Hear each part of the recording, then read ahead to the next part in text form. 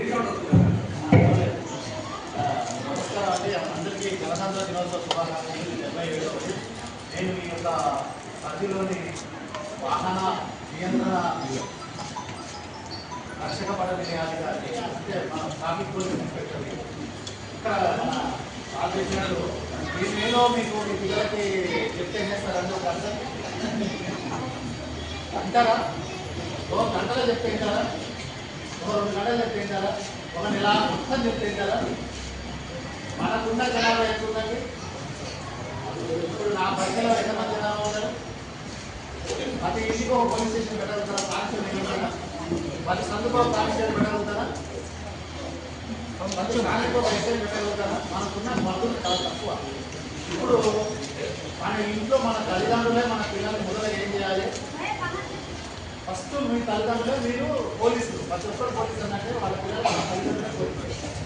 ముందు మన పిల్లల్ని బండి ఎలా తీసుకెళ్ళాలి, రోడ్డు మీద ఏ విధంగా నడవాలి, సిగ్నల్ పడ్డప్పుడు ఏ విధంగా నడుపుకోవాలి, స్పీడ్ పోతే ఏ విధమైన యాక్సిడెంట్స్ అవుతాయి.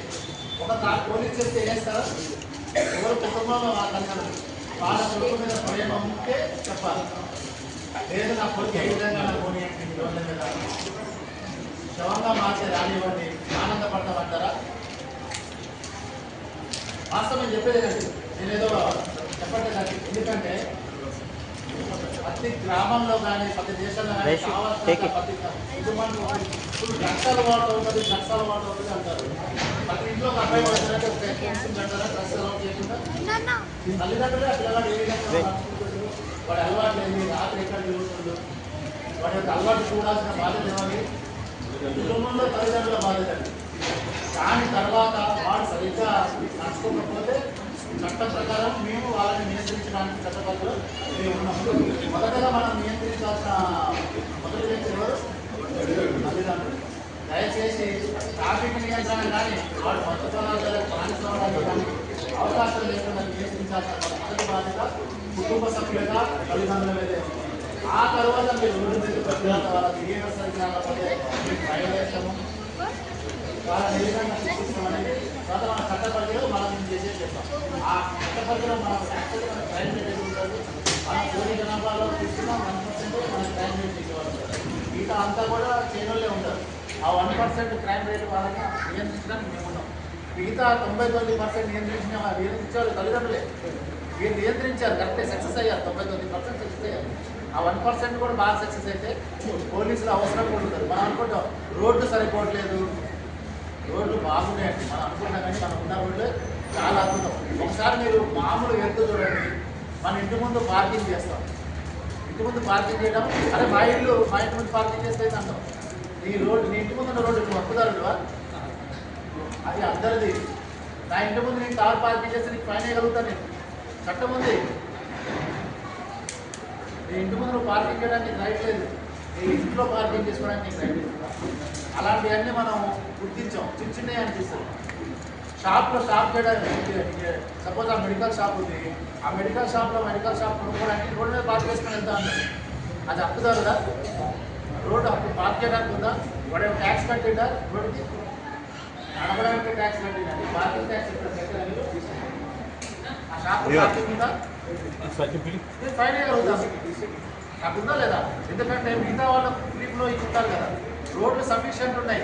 మన బిహేవియర్ అవగాహన లేక మనకు మనమే చౌరస్తాలో పార్క్ చేస్తుంటాం. అరే వాడు కార్ ఉంటుంది ఫ్రీగా నడవడానికి స్థలం ఇవ్వరు, నడవడానికి కార్ స్థలం ఇవ్వరు, ముందు పార్కింగ్ ప్లేస్ పెట్టేస్తారు.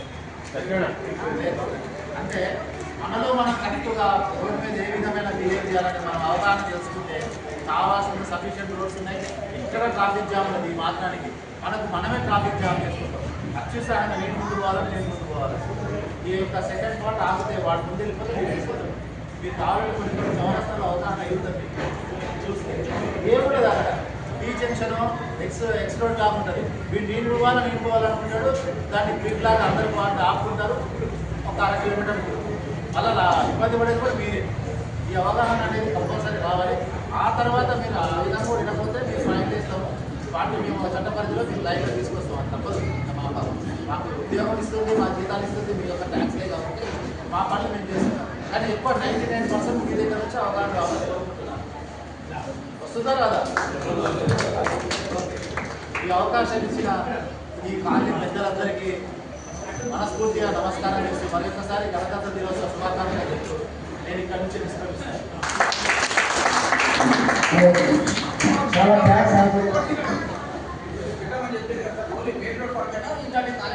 ఏ కాలనీలో కూడా మీకు రోడ్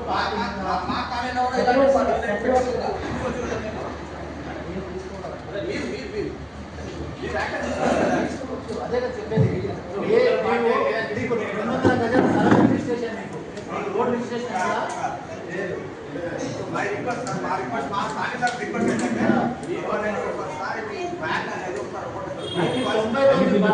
మారిన 1% వస్తా. మీకు 10 సార్లు వ్యాన్ రాదు. నీకు అదే చెప్పేది. ఇప్పుడు నేను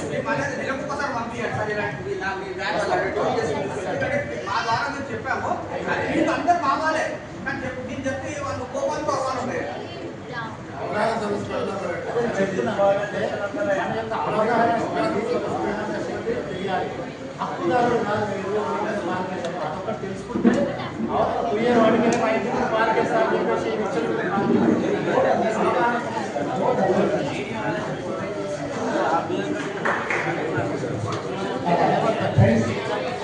చాలా చక్కగా చెప్పారు ఆంజనేయులు గారు, ట్రాఫిక్ పోలీస్ ఇన్స్పెక్టర్.